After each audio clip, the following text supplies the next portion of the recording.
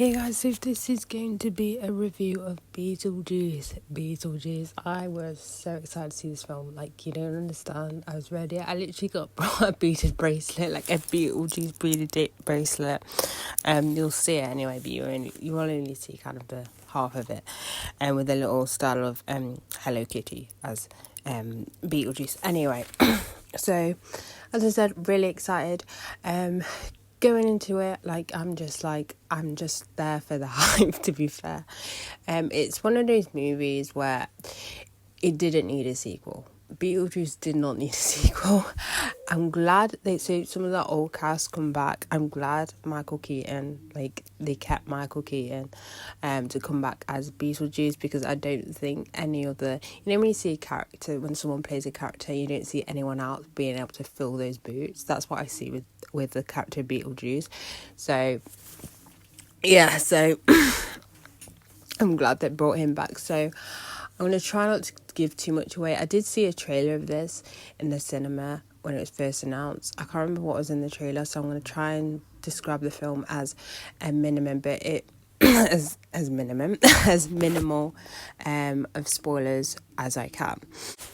So it follows Lydia, who has had a child, but they're very strained because I'm going to spoil the first movie. I'm sorry. If you've not seen the first movie, then where have you been? Anyway, I assume maybe if you're young, I don't know what age at the point, but I'm going to assume if you are a Gen Z that you probably haven't seen the first movie. I recommend you see the first movie before you see the second movie, because I wouldn't say you necessarily need to see it, but it's just see the first one first. Anyway, it'll make a little bit more sense.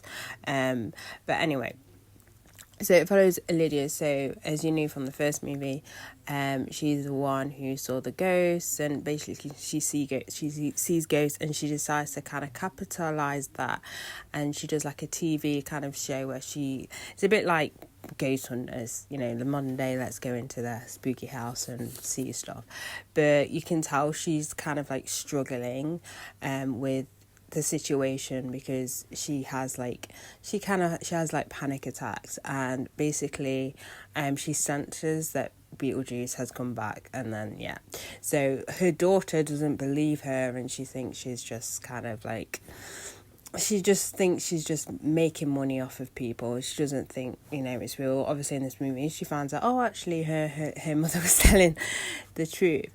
So, for a sequel of a film that happened, how many years ago, it's actually a decent sequel. It's not bad. It has the same kind of comedic kind of style as the first one.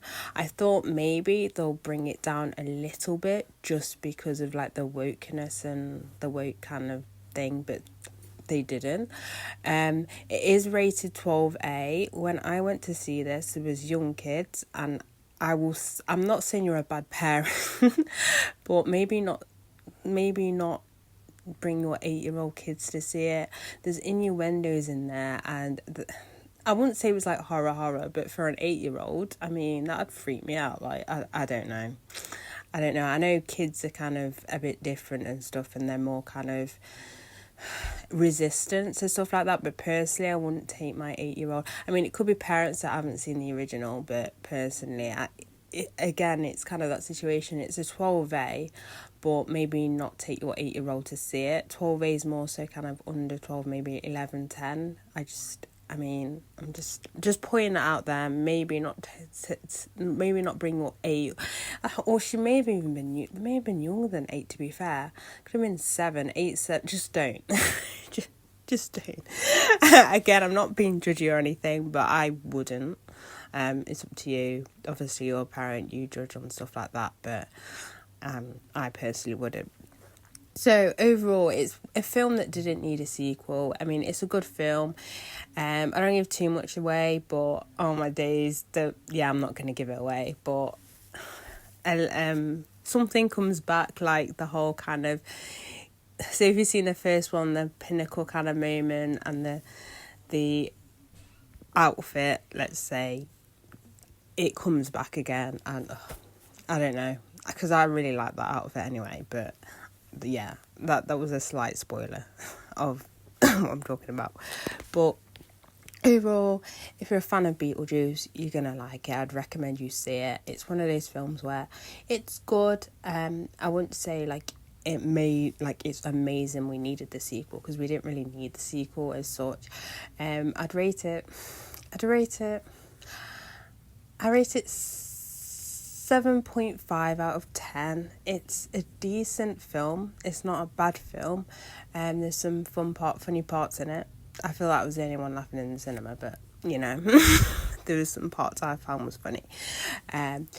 But yeah, overall it's a solid film, but I wouldn't necessarily it's one of those films that we didn't need, but it's there. If that makes any sense, it's there. It's not bad, but it's not amazing. It's just a solid film. It's a solid film. But yeah, that's it for this review. See you, bye guys. So it follows Lydia,